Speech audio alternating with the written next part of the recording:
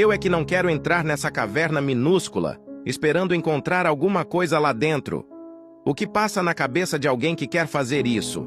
A câmera está gravando tudo em primeira pessoa, e a passagem é extremamente apertada. Está se esgueirando por esses corredores estreitos. Será que ele vai encontrar algo assustador logo à frente? A escuridão e o silêncio são quase palpáveis. Vocês ouviram isso? Parece que há um som estranho vindo mais à frente. Pode ser apenas a ecoação da caverna, ou algo mais. Continuem assistindo, porque qualquer movimento agora pode revelar algo inesperado. Vejam só. A câmera captou um brilho fraco no fundo. O que será isso? Uma luz refletida ou algo realmente assustador? Está se aproximando lentamente, e o suspense está cada vez maior. Agora a passagem está ainda mais estreita. Está quase sem espaço para se mover. Mostrou muita coragem ao explorar essa caverna minúscula.